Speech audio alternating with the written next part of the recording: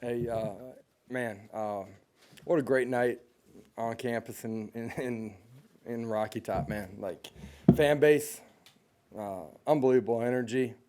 Knew it would be that way, man, but it even surpassed my expectations. Vol Walk was unlike anything I've ever seen as a college football player or college coach, man, and the energy inside the stadium was electric.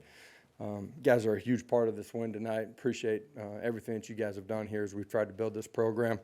Really excited for our players, just the growth that they've shown, the ability to compete no matter what the score was, no matter what was going on in the football game, just resilient and fierce competitors, and where we've grown in the time that I've been here. Just really proud of our players. There's a whole lot that we can do a whole lot better, but the goal for us is to find a way to win each Saturday that we're on the field and be the best football team, and we were able to do that tonight, and great game, man. So it was fun having a lot of VFLs back too, man. We had a lot of former players back. It's great to have guys, I mean, from all eras too, the 80s, the 90s, 2000s, 2010s. It's important that we have those guys around. I appreciate those guys making the trip and being a part of this tonight. I'll open it up. David, then Rob. Josh, after a week of build-up and obviously today, not a real typical game day for you guys, what is it like, what does it mean for this program to win a game? What do you mean not a real typical game day? I mean, going on game day, obviously you have game day here, all that stuff, all the sort of the pomp and circumstance of today. What does it mean to win a game in this situation? Yeah, the game day atmosphere, this is Rocky Top. This is what it is. There's been some times where it hasn't been that, but man, ball walked the way it is, that stadium rocking the way that it is, that is Rocky Top for our recruits and for our players. It's what we've built, and this is one of the great stories in all of college football. And, that's why the stadium looks the way that it does. I thought our players handled the week itself in a really positive way. I told them early in the week, like everything that we worked for, just having been a player, like blocking out the outside noise is not real. Like it's everywhere, and so you're going to hear it. Understand the opportunity that you've created for yourself, right? Like what the game's going to look like, and the opportunity we have. College game day being here, the stadium, the energy, all of that. Understand what it is, and now it's about your preparation. And I told the players today when we got done with our walkthrough right before we got on the bus, man, soak it in, enjoy a moment of Vol Walk, enjoy what it looks like running out that tee today, and then reset and be fierce in the way that we compete for each other. And I thought they prepared in a great way, and then they were opportunistic and competed really hard for each other today. Coach, the touchdown drive, 99 yards just before the half, how significant was that? And just is that kind of a snapshot of Hendon Hooker and a senior quarterback? Yeah, obviously huge in the way that the game played out, right? We score on that one. We score on the beginning of the third quarter. We're in some long yardage situations during the course of that drive. Got it going, made a huge play with Ramel down the sideline. There were some big plays in the football game. Hendon played his butt off tonight. Like, he played at an elite level. Decisive with the football, accurate with the football, intermediate, short, long. Used his legs at the right time, created big plays there, and just a tough competitor, man. And offensively fed off of him all night long. David Pascal and Austin. Josh, Cedric's been such a big part of things for you ever since you've been here. Obviously tonight wasn't Nobody was happier in the locker room than Cedric was tonight. He was moving around in that boot pretty well after the game on the field. But just your reaction to the way Brew and Ramel and everybody else stepped up. Yeah, it's a team game, and we love Ced and recognize what he brings to the table. Somebody goes down, I don't care what position, what unit it's on, it has to be a next man up mentality. You've heard me talk about preparing for your opportunities so that when you get it, you're ready to take advantage of it. I thought Ramel did a great job tonight and made big plays, won his one-on-ones, executed extremely well. And, obviously with Ced, bye week here, we'll see where we're at, but hopefully we can get him back for the next one. Can you talk about Hendon's toughness? I know you went to the injury tent a couple of times and just went out there and just gutted through it. I know you talked about the game, but just to see him kind of look in his eyes in between when he wasn't out there, and just how much he was pushing through and cutting through and playing well. And then secondly, you seemed to kind of hold him down on the ground, at points in the game. Talk about your run defense. Hendon Fierce played like a warrior tonight. We had a lot of guys that did that, but Hendon was relentless in the way that he competed and obviously was well enough to play the way that he did, and played at an unbelievably elite level. Defensively, I have not even looked at the stats here. I don't know what their rushes were, but I thought for the most part we handled the run game extremely well. There were a couple times that we let them come out the back door on some of their zone read concepts. The quarterback hurt us a couple times early. We didn't get to them as much in their max protection as we needed to. They were able to hit some shots down the field, but I thought we did a good job against the rush against them. Jimmy then Wes. Your offense was incredibly efficient, other than a couple of fumbles. Just talk about what made it. Was it Hendon Hooker or other things that led to that? Yeah, the fumbles were critical, hurt, and then the fourth downs where we weren't able to convert. We had been executing at a really high level there. Those were things that hurt us in the football game and changed the way the game was played.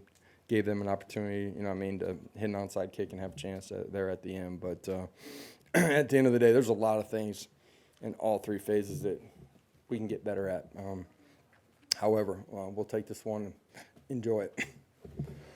Josh, I know you talk about in football all the time, right? Guys get hurt, it's the next man up, and you do that. And Ramel Keaton today sort of kind of lived by that. What did you see? Have you seen this kind of a potential in him? I mean, that he could step up and make kind of these plays in these games? You guys have seen him when he's been given the opportunity. He's made plays. That's, in the early part of this year. It's last year, too. Hendon's got great confidence in him, and to me that tells you everything that you need to know about Ramel, the player. And we have a ton of confidence in him, too. Every program as they evolve have to have sort of benchmarks. What part do you think winning a rivalry game, beating ranked teams, has in the overall picture? I don't know the answer to that other than this was the next one on our journey here this year. Our kids competed and prepared in a great way, found a way to get a win. It's huge for our fan base.